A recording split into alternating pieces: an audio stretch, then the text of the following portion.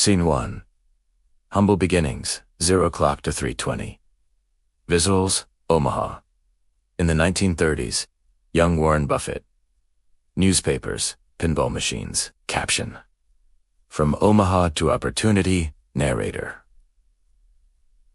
Warren Buffett was born in Omaha, Nebraska in 1930, during the Great Depression. Even as a child, he displayed an unusual talent for business and numbers. One day when he was just 11 years old, he got his hands on a newspaper route, and this gave him the idea to buy his first stock. Now, being a kid with little money, he couldn't afford the newesks.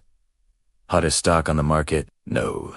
Instead, he invested in a company called City Service at a price of $38 per share. But unfortunately, soon after he bought it, the price dropped down to $27 per share.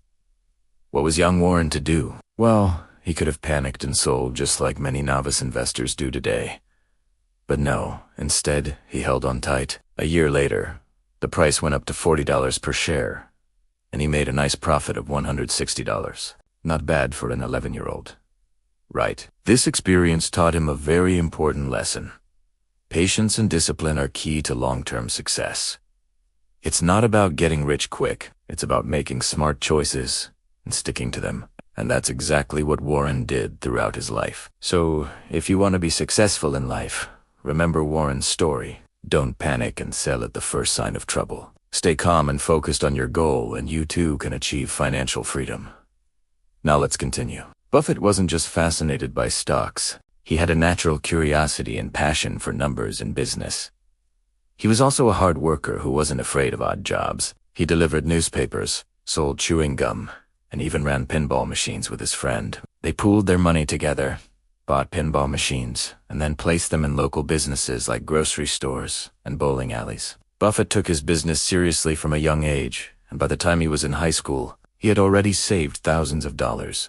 When he was 19, he enrolled in the prestigious Columbia Business School in New York to study under the legendary investor Benjamin Graham, the father of value investing. Graham taught him the art of analyzing financial statements and finding undervalued companies. However, Buffett didn't just copy his mentor's approach. Instead, he developed his own strategy by focusing on companies with strong brands, loyal customers, and honest leaders. He learned to spot businesses that were priced lower than their actual worth because of temporary setbacks or market fluctuations. But he also looked for companies that had the potential to bounce back and become highly profitable. While studying under Graham, Buffett became a self-made millionaire by managing his own investment partnerships. He attracted clients who trusted his skills and shared his passion for investing. Despite his success, Buffett remained humble and continued to learn from his mentor. After completing his studies, he returned to Omaha and started working at a brokerage firm while continuing to manage his investments. Soon, he gained a reputation as a brilliant investor, and people began seeking him out for advice. Scene 2. Building the Buffett Way, 320 to 640. Visuals: Columbia University, Benjamin Graham, Berkshire Hathaway Mills, Coca-Cola ads, Dairy Queen stores. Caption: Building Berkshire Hathaway. Narrator: At the age of 25, Buffett decided to launch his own partnership with just $100 of his own money and a few thousand from family and friends. He named it Buffett Partnership Ltd. and promised to return 25% annually on their investments. Within 2 years, he achieved an impressive return of 222%, which astonished his investors and propelled his career to new heights. But Buffett didn't stop there. He kept searching for undervalued companies with potential for growth and profitability. In 1962, he found an opportunity to invest in a struggling textile company called Berkshire Hathaway, which was trading at a fraction of its true value. Instead of abandoning the company, Buffett decided to buy majority stake in it and turn it around. He appointed trustworthy managers, improved operations, and slashed expenses. But most importantly, he used Berkshire Hathaway as an investment vehicle to buy other companies. Over the years, he acquired a diverse portfolio of businesses, including insurance, manufacturing, retail, and service industries. Among his notable investments were Geico, a car insurance company that was facing financial difficulties, but had a solid business model and a loyal customer base. See's Candies, a beloved American brand that produced high-quality chocolates and other sweets. Coca-Cola, a beverage giant that dominated the soft drink market and had a strong competitive advantage due to its brand recognition and distribution network.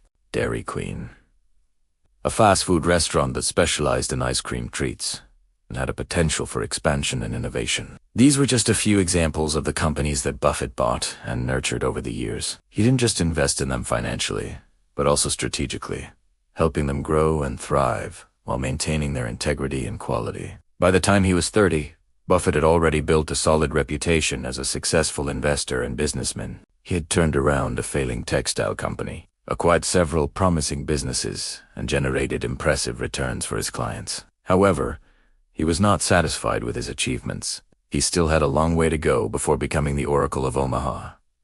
But his journey so far had been marked by discipline, patience, and humility. He had followed his passion for numbers and business, learned from his mentors, and taken risks to achieve his goals. Most importantly, he had stayed true to his values and principles, never compromising on integrity and honesty. And that's the way he built his empire. Scene 3.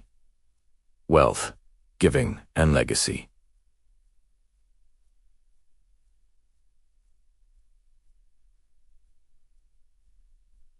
(6:40 to 10 o'clock). Visuals: Buffett with Bill Gates, giving pledge events, Berkshire annual meetings, cheering shareholders. Caps in: The Oracle of Omaha's Legacy. Narrator. As the decades passed, Buffett's net worth grew exponentially, surpassing billions of dollars, but he never let his wealth define him or change his habits. He still drove himself to work, lived in the same house he bought in 1958, and spent most of his time reading and researching potential investments. He also became famous for his annual shareholder meetings in Omaha, where he shared his insights and philosophy with investors from all over the world. The event became known as the Woodstock of Finance, attracting tens of thousands of people who camped outside the venue to attend. Meanwhile, Buffett continued to buy and hold stocks for the long term, often referring to his favorite holding period as forever. He believed that investing was not about making quick profits or beating the market, but about identifying undervalued companies with strong fundamentals and letting them grow. He also shared his wealth by donating more than 99% of his fortune to charitable causes through the Giving Pledge, which he launched with Bill Gates in 2006. The pledge urged billionaires worldwide to commit at least half of their wealth to philanthropy and inspired hundreds of others to follow suit. Furthermore, Buffett remained active and engaged in various social and political issues, advocating for policies that promoted equality, justice, and sustainability. He also mentored and supported young entrepreneurs and investors who shared his passion for business and ethics. Throughout his life, Buffett received numerous awards and honors for his contributions to finance, philanthropy, and society as a whole. But perhaps the greatest reward for him was the respect and admiration he earned from his peers and followers. He was considered not just a brilliant investor, but also a wise mentor, a generous philanthropist, and a humble man who never forgot his roots. And that's how we built our story. We hope you enjoyed it and learned something new. If you did, please don't forget to subscribe and leave a comment below. Thank you for watching, and we'll see you next time.